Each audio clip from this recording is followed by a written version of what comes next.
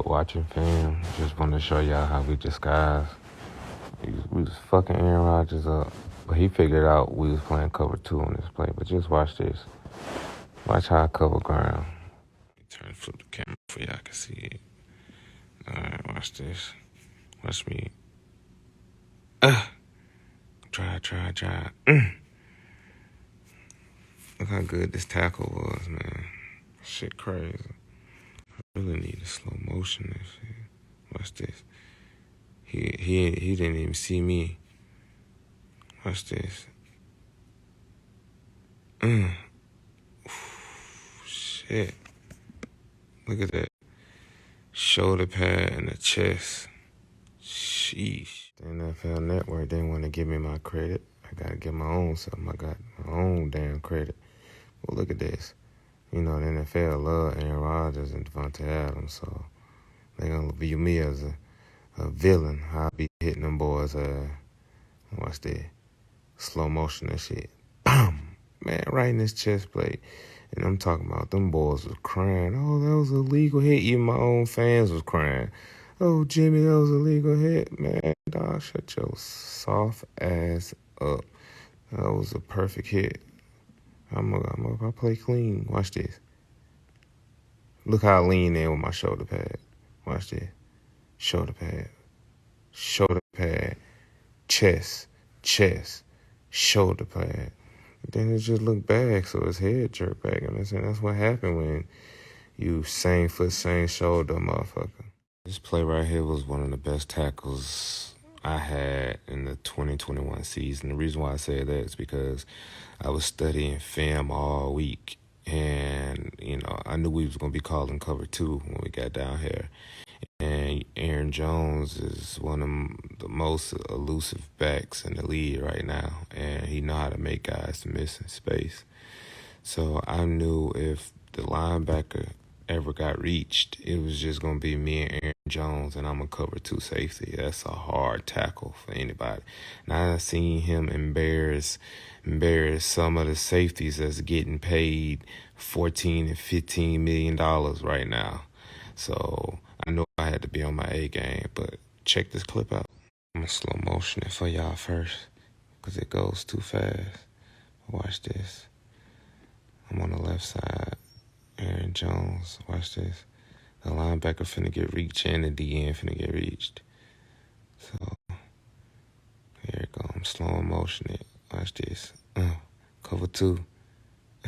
No hesitation, no breakdown.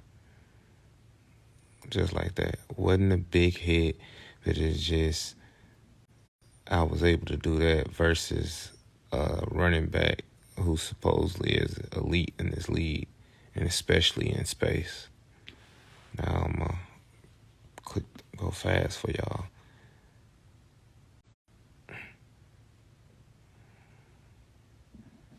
Yeah, I'll let y'all see it from the other angle.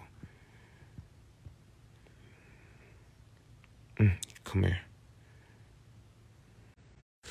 I could put up videos all morning, all night, but I really just want to kind of talk about the reason why I have so much confidence in myself.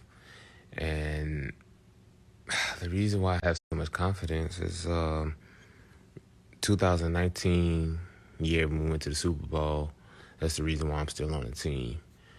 And I got the extension after that year. Ended up getting 28.5 from the 49ers. And the stats that I had that year, not to mention I missed the first 3 games, but my stats I had that year was 8 pass breakups, probably like 70-something tackles, career high, 8 pass breakups. That wasn't a career high. But 0 interceptions. Let me say that again. 0 interceptions. And I did other stuff too that didn't show up on the stat sheet, as in like special teams and, you know, just doing my job well enough where the ball wasn't thrown my way. Oh, not the PFF, if that means anything to people out there. I know it means something to me because they show it on TV before the game. But I had a career high PFF grade. I forgot what it was. Probably was like it got up to like 89, damn near 90. But I think it ended up dropping to like 86 or something like that. But yeah, man. With that being said, I I could have went to another team for even higher the money, probably like 10 or 11 million a year. But I ended up declining the other offers and decided to stay with the Niners. So it was teams ready to offer me $10+ million a year for a safety who didn't have any interceptions, didn't make Pro Bowl, didn't make All Pro. So that just show you that, that's part of the reason why I'm so confident. And 2020 season, I ended up getting some turnovers. Got like a couple of forced fumbles. I'm not sure if I had a sack or two. I can't remember. But I ended up getting a career high tackles, and the ball wasn't thrown my way too much. So I think I had like 4 or 5 pass breakups, but PFF grade wasn't too bad either. So it was pretty decent. And that was a good, solid first year on that new contract. And I got 2 turnovers. And the main reason I signed that contract to stay with the 49ers is, I knew we had other good pieces around me. So, all I had to do was just do my job. I wish, coaches would have opened the playbook more for me where I could do multiple things and just sit back and free safety or cover when they really gonna pass, and I'm in man coverage, so it's like I didn't get the free range as much. That's the reason why I don't have too many turnovers, but they really didn't even pay me for turnovers. Teams didn't even want to pay me for turnovers. They know I can catch an interception, and they know I can do that stuff, but they just seeing how versatile I am. Like I said, being versatile is a gift and it's a curse, because they get to moving you around and all types of damn different positions. But basically, they just train me to become an elite safety because you move me to corner. I learn different techniques at corner.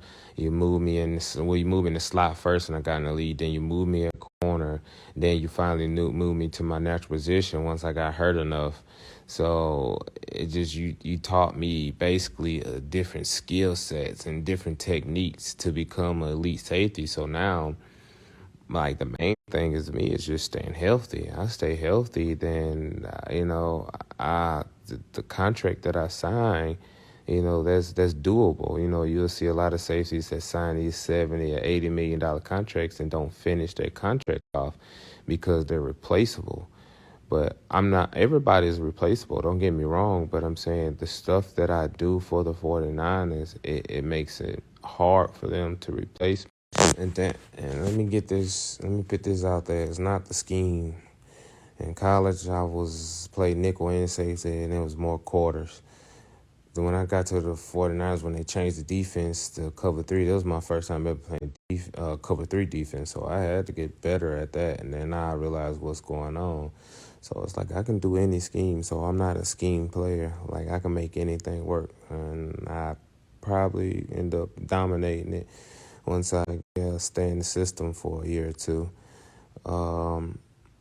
But another thing too, the reason why I'm so confident is I see some of the top 10 highest paid safeties, so I watch their film and I try to really see what they do. Like, okay, y'all getting paid this much money.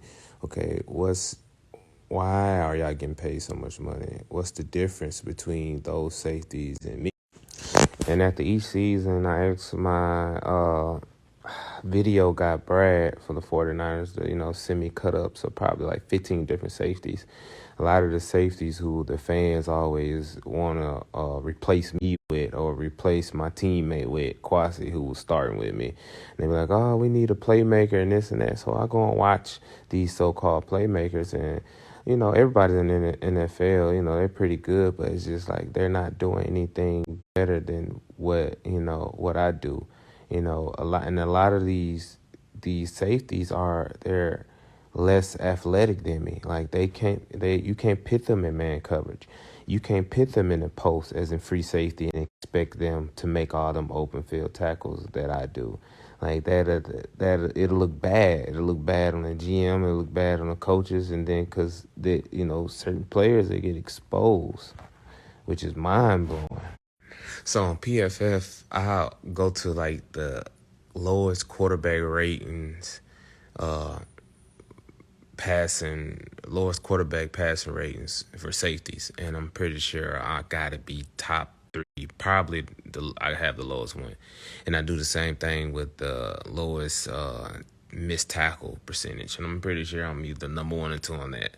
I gotta be in top 3 on both categories, but I just be, I'll look at all these safeties that's getting paid more than me. Like, I'm not even in the top 10 getting paid each year. So I always pay attention to the guys who's getting the most money and seeing what can they do good? Like, why were they paid all that? And I just watch their film every year over and over and over to see, like, okay, where can I get better at? Okay, and I want to say the number 1 highest paid safety right now is Jamal Adams.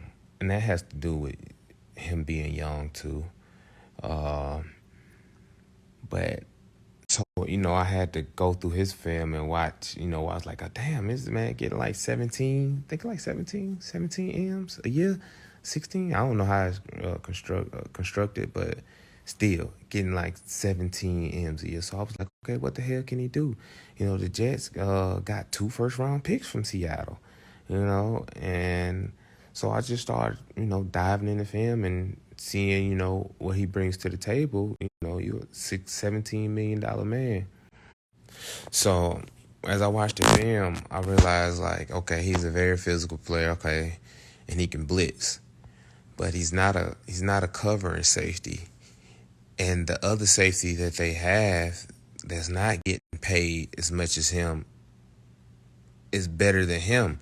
So eventually, you're going to have to pay Quandre Diggs, that's the other safety. You're going to have to pay him just as much money just because he's better than your other safety. You're paying $17 million to a year. And when I kept watching it, and that's the reason why KJ Wright ended up leaving Seattle, because they was blitzing Jamal Adams and making him cover slots. And KJ Wright could do it. Him and Bobby Wagner, they complemented each other. But so I kind of knew they was in the whole rebuilding stage once KJ left. And I was interested to see how good Bobby Wagner was going to. In this previous year that just happened, I ended up catching 3 picks. Really would have been 4 as a flag on one. I dropped 2, so I really left a lot of money on the table. But Miko kind of switched defense up. Like, he started giving me, that's a defense coordinator, but he started giving me more, room to move around. So I started to get he started calling some different plays for me before I can, switch it up where quarterbacks and offensive coordinators can count on me to just be in man coverage or be in the post safety and middle field, high safety. So that was unique. So the only thing that's standing in my way to be considered in conversation to be like the top safety in the league is, 1, staying healthy. That's always a concern with any athlete in professional sports. And 2, just getting turnovers and mainly interceptions. That's what people care about with DBs. Like, they want to see DBs have interceptions. So I get my interceptions up, and not to mention I only got in my career probably 5 interceptions if you count in the postseason. So I got hella pass breakups, hella tackles, but I don't got a lot of interceptions. So that's easy to overcome. So I'm getting paid $9.5 a year, and I got 5 career interceptions. 5.